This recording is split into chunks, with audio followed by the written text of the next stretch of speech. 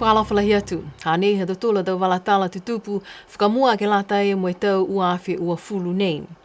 Whakamua, kua whakamoli mai ai he ulu whakatonu he whahi transport ko Sonea Tālangi, koe lahi e malana ki he uafo Sir Robert's Wharf i loto alofi, ha koe a whāgo tino ne lawia e motu tau tolu ke he tau whahi tapu e kua moli.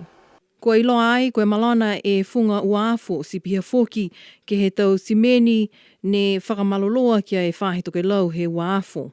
Pe he e ulu whakatonu koe a manaki atu ke he tau pulotu engineer mai he motu ko New Zealand ke CV mo e kumikumi e tau malana nei kua tupu ai ke he uafo.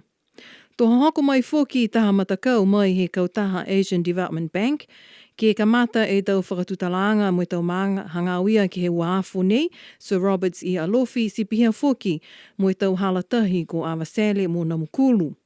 Tō tamai foki taha e pulotu geophysicist mo e matakau ia ke kumikumi ki he tau malana nei kua tupu ai ki he uafo. Talaha mai foki e ulu whakatonu ko Sonea Tālangi ke e whakamanatu atu ki he tau tangata he motu ko e mauanga ia e tau puipuianga ke he whakaongaanga he uafo ki he tau mga honei, nā kai mai ke tau tangata ke o atu whakahanoa ke he uafo, nā kai ngahua foki e hivi ke lata mo e tau posi fusika.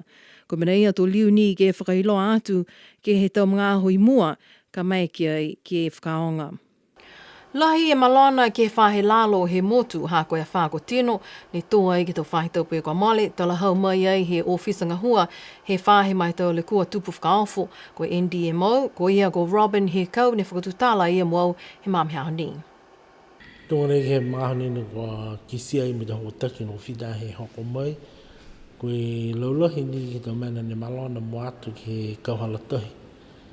Tō kautahi e mai ka mati Awasale ka hoku ki hikitawaki.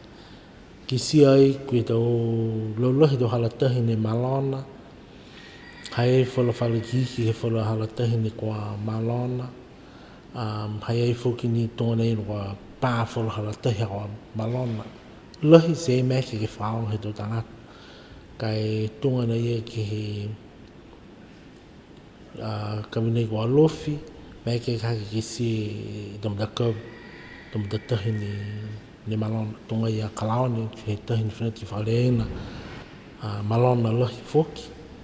Ko tuko, ko tako alohi whakatawhana tonga wafu. Lahi maha ke malona ke wafu. Tau simeni, po ke ta whahi he wafu, pia foki ni ke funga lapalapa he wafu, malona. Pia whuki ta whare ki oki ki lunga me ue whare ngahua ni toka tuka lohe whahi fuafua matangi me pia whuki ni ke lata mo tau rewekianga ke tau hiwi he wafu. Ki sia i he maumou me uta kehe he whai e tau koloia. Si matu teke tu whuki ni me ke hala tu ke lau, ke tau menene malona, pia whuki ni ke takavinane tau se e whuki ke lata e manatua cable ia. Ki sia ka motu kis kei, malona fuki. Tamina e no whitani he tausi. So e lolohi ni ki he tau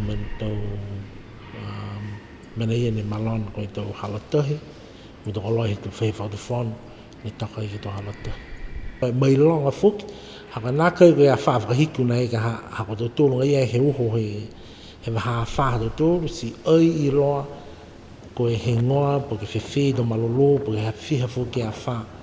Ni whakatatari te kei, mai longa ha koe honfumataha tau tōlu ni onono te kei ke lata me waha a wha nei. So koe ngalinga e koe a wha te ke hāni ka hoko mai ke maho nei. Kai hai e do meni onono te kei, ni ki tau se whaura mana ai lewa ma diu fuki ni ka hake malona.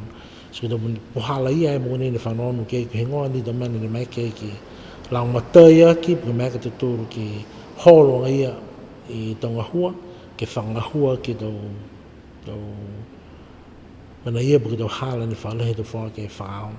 Koe tamanat whaue ni ki tau tangata ne kua muitua mo e whanonongo mai ki tau hata kianga ni kua tuko tuai, kia rotoru ia tunga na ia ni whakise tuai ki tau hata kianga ia tung ke lanu moana, whitani a lotoru tau tangata hana mai ke lotoru. Ke langa ke lotoru tau waka, ke lotoru tau pos, pui tau loto kaina.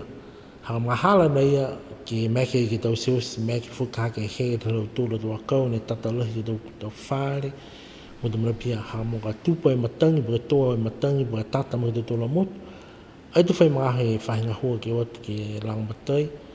Saka eke fuka hoko ke hata ki lanuanga, koe maa hona ia ka watu e ki tau whare ni ko whita ni e hawhangi, ke latu mo lo tūru ki watu ke nonofu ke si tunga na ia ke whamanata tu ni hame mai long te tūla te tanga te motu, ke tu mau, ke mau tau se use, ka eke ke tuku tau whakailanga bihia, hako ke sia te tūru ke a whanai. Nā kai amanaki ke hake lahi bihia, tunga mani he tau he tali hawhangi o whisanai, ke lauia bihia tau tūla motu, ka koe ke sia te mo me mai longa, koe marolo lahi te, koe tōlunga lahi te ke hae tahi, me meki ke mūmū e tau koloa, nā kai ni koe tau tangata ne nonofu ke hala kau tahi, kai pia fōki tau matkainanga ne nonofu ai, ke tau hala anga he matangi, o ke tau kaina ni tokolunga fōki ke hae tau tuanga po tau, po ke ataina, he mai he tau akau, mo tau mrepe meki ke haki ki sia, mai longa fōki tau hala loto tau tūru ke tau akau ne veveri, ko tau mrosia ni hake liu ni ki whamanata ki mtūri tau tangata tau tūla motu, ke nonofu mau tau seos, me muitua ni ke aike ke liu ke whai matangi malolo, ka hau ke lauia tau tūla motu, po ke hau he hala nei, e tū ai whoki ka Niue ke meke ke mai long. Kua tau hiki anga ia, mo e whanoanga he tau matangi ke mahala nei, ai loe tau tūru, koe lori ni ke mautari, ka aike ke whai matangi ka hau. Koe maa me he aho nei, ne lili watu ai e tau whanau he tau aonga Niue, ke kamata e kuata whakamua he aonga he tau whanau I ki sipihia mo e aonga tukolunga. I loa whoki kua maua ai e tau ola he tau whanau he aonga tukolunga ki he tau kamata NCA vevehe anga taha ua moi tūlu. Koe aho walu he mahina nei hei anuali ne whakamunuina ai e tau katowhanga fōu ke takitakia e kālesia Niue ke he tau tōlu I mua. Koe Pelesteni fōu, ko ia koe ako ko Reverend Nuka tau e vihi, o atua I mtakau puki ata BCN ke tapakia e tau ata he māmeha ho ia. Ke he waha aloto he whahi taupu liongi taupu hololoa ne whamahani ki ai e kālesia Niue, ko tolo atua e tokalonga ki he whale tolo ko Millennium Hall, ke he whakamōli ki he tau seanga nei. Ko ia Pelesteni fōu, koe ako he maanga ko Mutalau, ko Reverend Nuka tau e vihi, koe hangai Pelesteni koe ako he maanga ko Alofi, ko Reverend David Salatielu. Koe tohi kupu, koe ako mai he maanga ko Tuapa, ko Reverend Basine Viviani. Koe tohi tupe, koe ako mai he maanga ko Liku, ko Reverend Kennedy Tukutama. Koe takitaki he matakau he tau whiwhine FCW, koe toko ua he ako ko Kioki Hatamokotonga, ko Mrs. Aleipata Sione Tuatu. Sipihia e tau walatala tutupu ke lata e moe aho nei, aho ngofua, monui ne pō, nanofua.